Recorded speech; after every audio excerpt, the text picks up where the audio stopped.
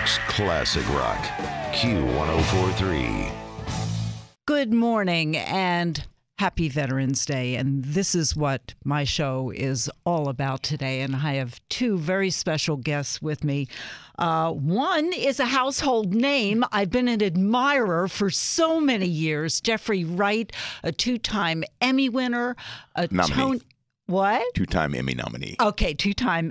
Well, you should have been. Three-time Emmy nominee, one-time winner. Okay, one-time winner. All right, let's get this straight. Yeah. And a Tony winner. And I admire you most, well, because it was one of my favorite shows was Boardwalk Empire. Oh, thank you. Yeah, I just love that. Thank you. And also joining me this morning is April Harris, who has done 26 years of military service. And so you're thinking now, Jeffrey Wright, veterans, what? Okay, well, on HBO, on all of the HBO platforms, HBO On Demand, HBO Now, and HBO Go, you can see the documentary. It's a 40-minute documentary, and I think it's being shortlisted for the Doc Shorts at the Oscars, correct? Well, I heard a rumor. For Doc NYC, it's been shortlisted. Okay. We'll see where that goes. Because the Oscars are a ways out. Yeah. But the documentary is called We Are Not Done Yet. Now, we've talked a lot on this show about the problem of so many veterans committing suicide and even people who are still in the military committing suicide, and PTSD and the sexual assault of women in the military and dealing with all of these issues. So in this documentary, we get a new look at how to deal with these issues, and it's through poetry. Yes. It's just, and Jeffrey is a part of taking this poetry and this workshop onto the stage in D.C. So it's basically, we're watching this from start to the play production. And so you feel like you're part of the grassroots effort, and you see where this is coming from. And we hear the individual stories, including April Harris's story. Yes. Jeffrey, first of all, how did you get involved in this whole project? Well, over time, I just became more respectful of the folks who serve our country, more sensitive to the consequences of war on those who serve and civilians alike. Spent some time in Sierra Leone back in 2001. Went there for the first time while the war was on. Ceasefire when I visited. But that was my first visit, and I continued to go there 3-4 times a year for the next 10, 12 years, still involved there. But it woke me up to things that I took for granted: security, the folks who work to restore order when security falls away. Had the opportunity to work with a number of people who were veterans, both from the war in Sierra Leone, but also had the opportunity to work very closely with a couple Vietnam vets here who rose to the rank of senior officer in the U.S. Army. One was named Frederick Lay, retired Major General when I worked with him. He had lived in Liberia for two years post-retirement. He was passionate about that region. We worked very closely together on a number of projects over there. He passed away about a month ago.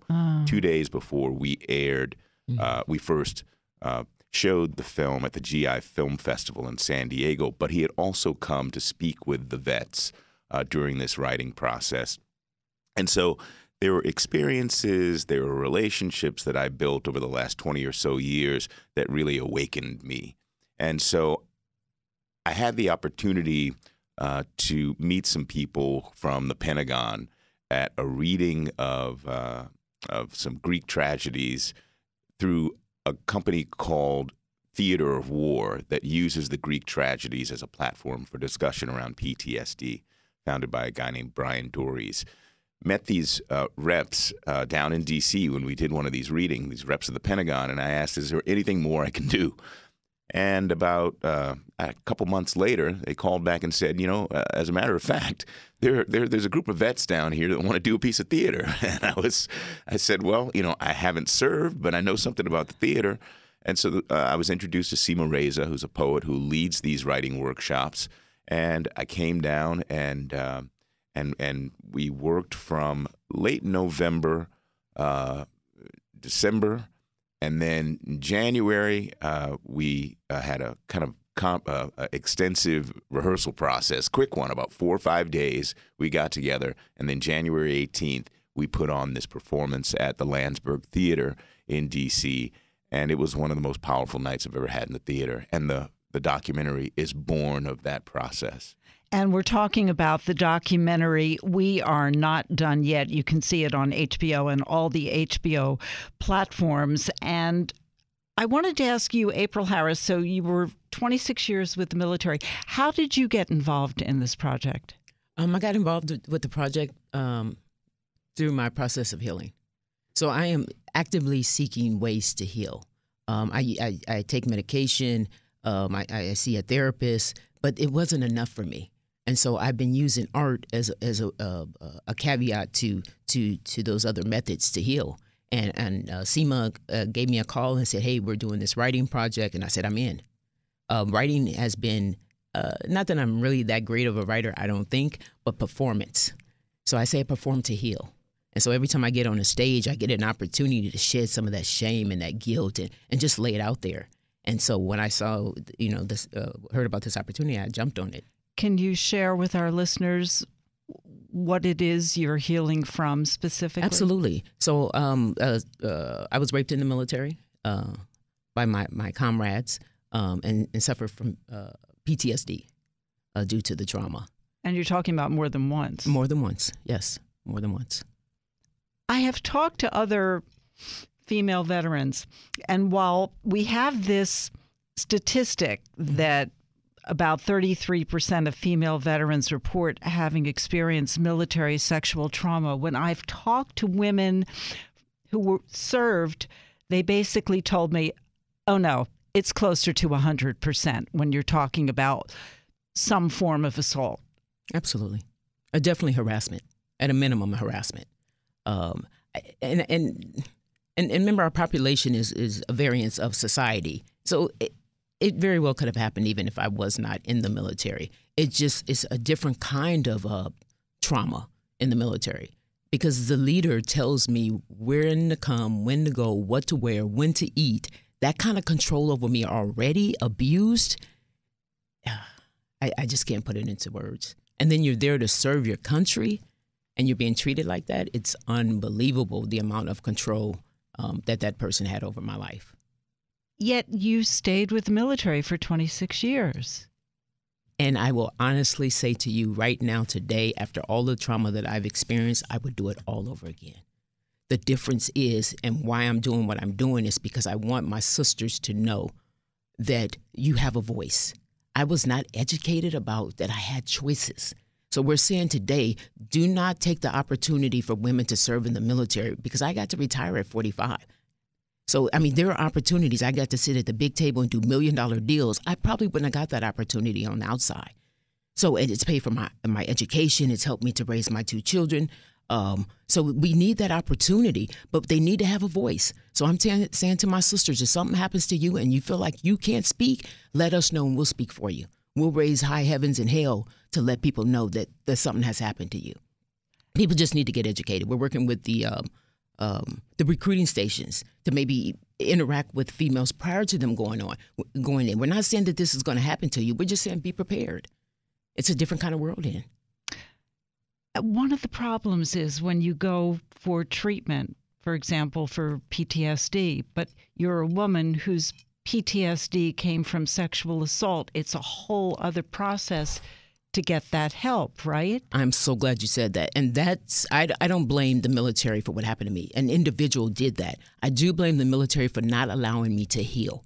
There is no process, and we have to also understand the military is set up to go to war. It wasn't set up to help us to survive the process.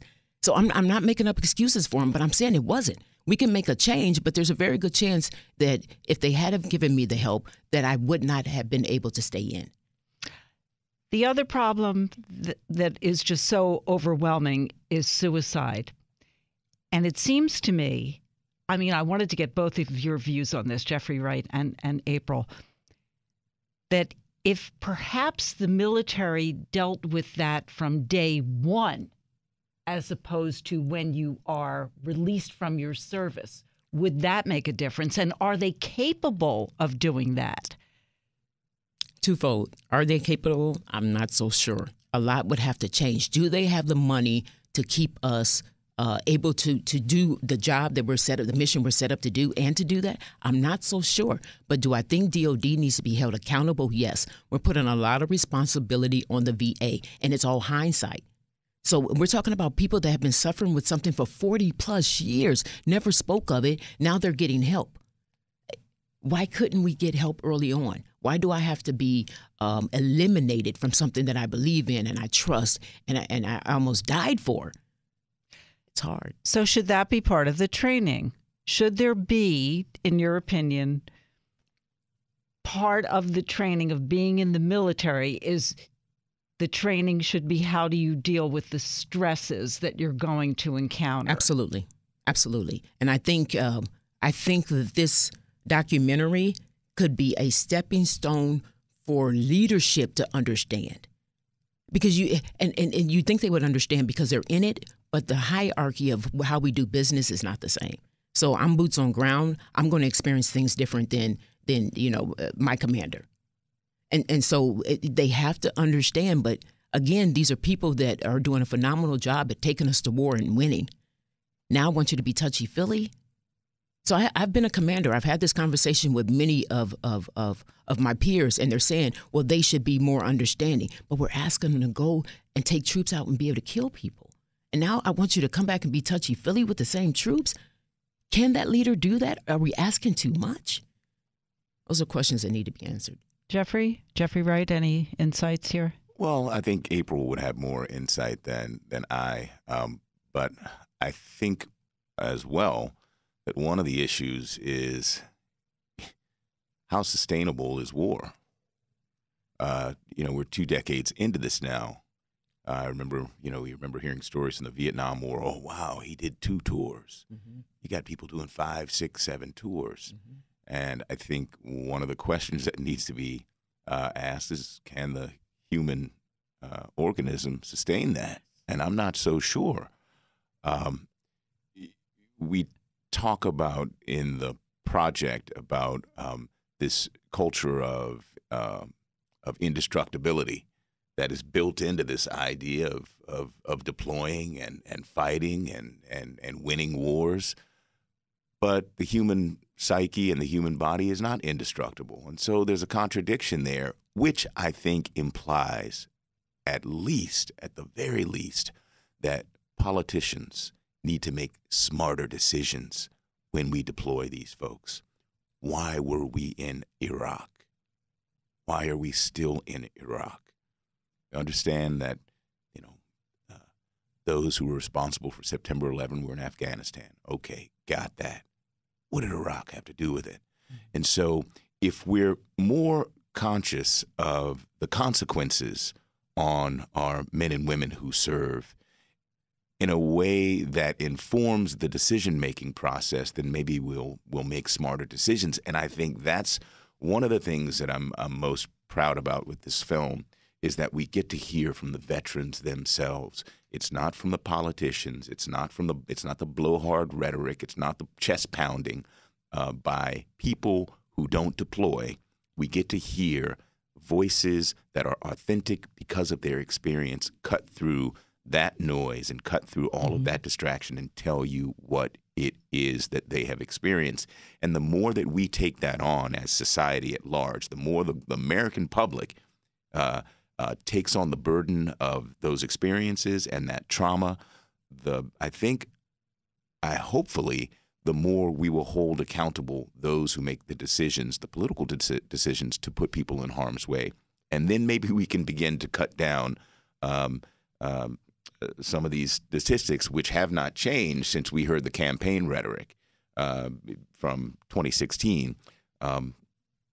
I just think the first thing is to inform ourselves, and we're not informed. 1% of our population serves in the military. The remaining 99% of us sit and watch the deployments on TV, and we can change the channel if we like. We just need to we need to shake ourselves out of the complacency and understand that these things are being done in our name, and we need to pay attention. I just want to say one more thing. When April talks about why she stayed in for 26 years, she says something I think that's so piercing in this film, and all of the folks that we feature kind of echo this idea. She says, and I'll paraphrase, she says, looking after soldiers, I honor to this day. Despite the institutional betrayal, despite the behavior of individuals who betrayed her trust, still this idea of looking after her colleagues is something she holds dear. And one of the things that I was most struck by in working with this group of veterans is, yes, they are all on these healing journeys, but half of that healing journey for them is about reaching out and healing one another. That's what's so important about this writing workshop is, yes, they try to purge these experiences and construct positive, creative things out of them, but they also do it as a collective, do it as a community, among people with like experiences who don't look at them with judgment, but accept them. And I think that's something, too, that we in larger society need to do. We need to stop ignoring these folks. And when we do take them in on their terms. So I hope that the documentary will begin to shed a bit more light on that need. You've got to watch this. You've got to watch this on HBO. We are not done yet. And you can see it on HBO, all the HBO platforms. I thank you, Jeffrey Wright. I thank you, April Harris. If you missed any part of this, you can catch up on my podcast, Sunstein Sessions. Download the iHeartRadio app. New York's classic rock, Q1043.